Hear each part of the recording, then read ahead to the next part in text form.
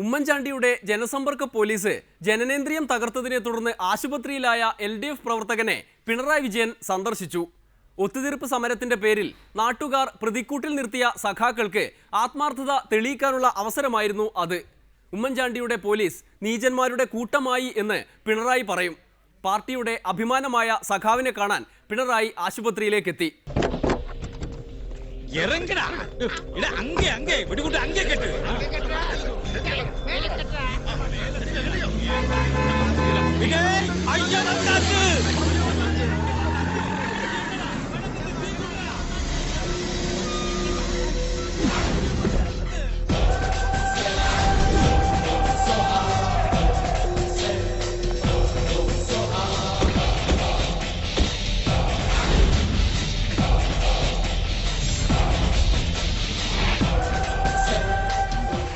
വാങ്കട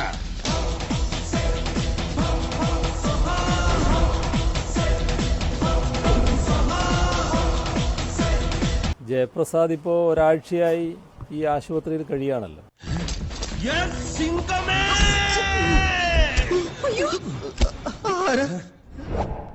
സിംഗമടാ N സിംഗപ്പുലി. ഞാൻ സായി സിംഗ.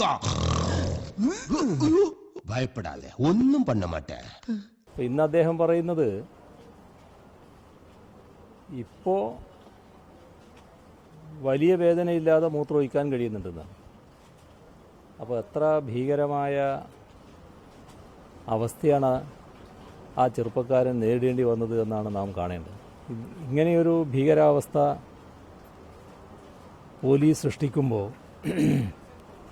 പോലീസിനുള്ള ഉറപ്പ് ആ തല്ലിന് നേതൃത്വം കൊടുത്ത SI പരസ്യമായി വിളിച്ചു പറയുന്നുണ്ട് എന്നാണ് പറയുന്നത്.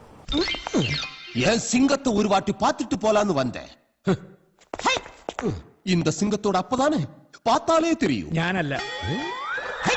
அப்ப இவருதான் பார்க்காமலே தெரியும். இந்த சிங்கத்தோட அப்பதானே தெரியல மாதிரி இருக்கு. അതിലേതോ ഒരാള് ഇടക്ക് നിങ്ങളുടെ സാന്നിധ്യത്തെ പറ്റി പറഞ്ഞു പോലും. സാർ മാധ്യമപ്രവർത്തകരുണ്ട്.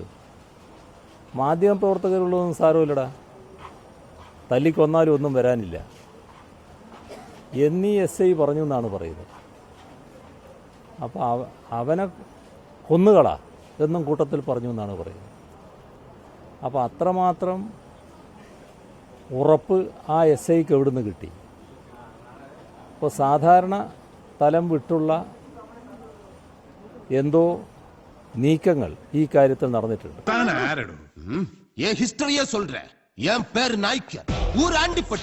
അതുകൊണ്ട് ആണ്ടിപ്പട്ടി നായ്ക്കരെന്ന് ഊര് ജനങ്ങൾ വിളിക്കും. ആനാ എനക്ക് മലയാളം നല്ല പേശ തെരിയും.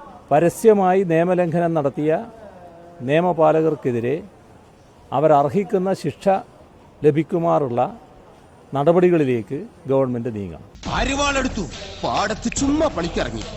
12ാമത്തെ വയസ്സിൽ വിളയാത്ത പാടം കൊയ്തതിന് മുതലാളി എന്നെ മുഖമടച്ചൊന്ന് തല്ലി. നിർത്തുമെന്ന് ഞാൻ വിചാരിച്ചു. വീണ്ടും വീണ്ടും തല്ലി. അടികൊണ്ട് എന്റെ നെല്ലിപ്പലക ഇളയപ്പോ നെല്ല് മുറിച്ച അതേ അരിവാൾ അരയിൽ നിന്ന് വലിച്ചൂരി മുതലാളിയുടെ കാൽച്ചുവട്ടിൽ കൊണ്ടുവച്ചിട്ട് ഞാൻ അവിടെ നിന്ന് ഓടി രക്ഷപ്പെട്ടു. അങ്ങനെ കൊണ്ടും പിന്നെയും കൊണ്ടും ഇതുവരെ എത്തി. കുരുട്ടുവിദ്യയുടെ രാജാവാണല്ലോ നമ്മുടെ മുഖ്യമന്ത്രി. അദ്ദേഹത്തിന്റെ കുരുട്ടുവിദ്യകൾ ഇവിടെയും പ്രയോഗിച്ചിട്ടുണ്ടോ എന്ന് പരിശോധിക്കേണ്ടതായിട്ട് വരും. എന്താ ഗ്ലാമർ, എന്താ സ്മാർട്ട്നെസ്! ഞാൻ ഇത്രയും പ്രതീക്ഷിച്ചില്ല. ഇത്രയും കാലം വളർത്തി പഠിപ്പിച്ച് വലുതാക്കി എന്റെ കയ്യിൽ ഏൽപ്പിച്ചല്ലോ. ഇനിയൊന്നും പേടിക്കാനില്ല. ശരീരത്തിന്റെ ചില പ്രത്യേക ഭാഗങ്ങളിൽ നമ്മൾ സാധാരണ ഇടിക്കാൻ പാടില്ല എന്നാണ്. ഇവിടെ ലാത്തി കൊണ്ട് കുത്തിയാലുള്ള ഫലം എന്തായിരിക്കും? സാധാരണ നിലക്ക് നമ്മൾ കൈ ഇങ്ങനെ ചെല്ലുമ്പോൾ തന്നെ നിങ്ങളൊന്ന് ഇങ്ങനെയാവുന്നില്ലേ? അത് അങ്ങനെയുള്ള സ്ഥലങ്ങൾ നോക്കിയാണ് ഇടിച്ചിട്ടുള്ളത്. അങ്ങനെ ഭീകരമായി മർദ്ദിച്ച ആ മർദ്ദനത്തിന് ഇരയാകേണ്ടി വന്ന ഒരാൾക്ക് ഒന്നും സംഭവിച്ചിട്ടില്ല എന്ന് അദ്ദേഹത്തിന്റെ ദേഹം കാണുന്ന ഒരാൾക്കും പറയാൻ കഴിയും. ഈ റൂമിൽ കിടക്കുന്ന പയ്യൻ എന്റെ സ്വന്തം ആളാ. അവൻ എങ്ങനെയുണ്ട്? വളരെ നല്ല പയ്യനാ. അതല്ല ചോദിച്ചത്, അവന്റെ അവസ്ഥ എങ്ങനെയുണ്ടെന്ന്. അതിപ്പോ ഒന്നും പറയാൻ പറ്റില്ല. അദ്ദേഹത്തെ പരിശോധിച്ച ഒരാൾക്കും അങ്ങനെ പറയാൻ കഴിയില്ല. നമ്മൾ തങ്ങൾ അങ്ങനെയൊന്നും വേണ്ടെന്നേ, ധൈര്യമായിട്ട് 4 മണിക്കൂർ കഴിയാതെ ഒന്നും പറയാൻ പറ്റില്ല. ഡോക്ടർമാര് പരിശോധിച്ച ഡോക്ടറൊന്നും അങ്ങനെ പറയാനിടയില്ല. കാരണം അദ്ദേഹത്തിന് നല്ല വേദന നിലനിൽക്കുകയാണ്. ഇപ്പോൾ കാണുകപ്രതി തന്നെ അദ്ദേഹത്തിൻ്റെ ശരീരത്തിൽ മുളച്ചു നിൽക്കുന്ന കാര്യങ്ങൾ നമ്മൾ കാണുന്നുണ്ട്. ചീമുട്ട കയ്യിലെടുക്കുന്ന ഓരോ സഖാവും തന്നെ പേടിക്കുമെന്ന ഉമ്മൻചാണ്ടിയുടെ പ്രതീക്ഷ ഇതോടെ അസ്തമിക്കും. പിണറായിയുടെ വാക്കുകൾ അവരെ ആവേശഭരിതരാക്കും. ഒരിടവേള കൂടി, അത് കഴിഞ്ഞ് സലിം രാജിന് സലിം കുമാറിന്റെ ഉപദേശം. അറസ്റ്റ് ചെയ്ത് സത്യം പറഞ്ഞ പുള്ളി ഇന്ന് വീട്ടിൽ നിന്ന് ഞാൻ മോട്ടിച്ചു എന്ന് പറഞ്ഞു. വീട്ടിൽ ചെന്നപ്പോൾ വീട്ടുകാർ പറഞ്ഞു ഞങ്ങളുടെ പൈസ ഒന്നും പോയിട്ടില്ല എന്ന് പറഞ്ഞു.